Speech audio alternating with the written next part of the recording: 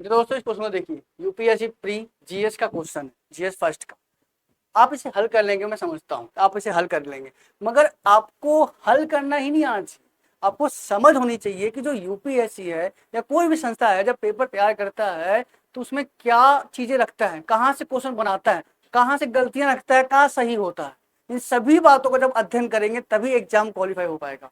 बारीकी से समझना पड़ता है, ध्यान दीजिएगा, समझाता हूँ। देखिए, निम्नलिखित कथनों में विचार करना है। दो स्टेटमेंट दे रखा है और हमसे सही उत्तर, देखिए सही उत्तर हमसे उसने पूछा है, ठीक है। अब खुद देखिए, अब देखिए पहला स्टेटमेंट क्या कहता है उसे पढ़ते हैं, समझने की कोशिश करते हैं, ठीक है। देखिए, राष्ट्रपति भारत सरकार का कार्य अधिक सुविधापूर्वक किए जाने के लिए मंत्रियों में उक्त कार्य के आवंटन के लिए नियम बनाएगा।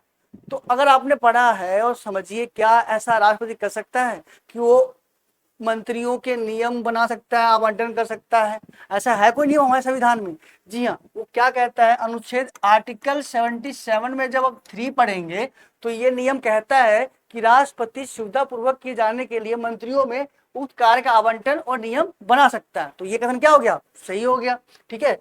जब इतनी गहराई जब पढ़ना पड़ेगा तब जाके बड़े एग्जाम निकलेंगे, समझ रहे मेरी बात। अब देखिए दूसरा स्टेटमेंट क्या कहता है कि भारत सरकार की समस्त कार्यपालक कार्रवाइयां प्रधानमंत्री के नाम से कही जाएंगी, मतलब होगी, यानी समस्त कार्यपालिक जो शक्ति प्रधानमंत्री के नाम से होती है।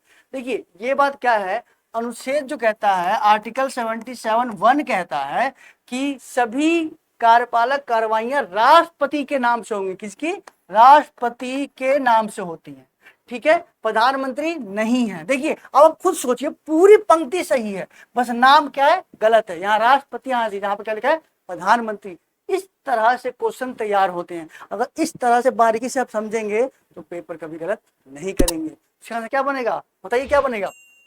और सही है तो केवल एक सही है। आशा करता हूं मेरी बात समझ आई होगी। इसी के साथ फिर होगी मुलाकात, जब तक के लिए जय श्री राम।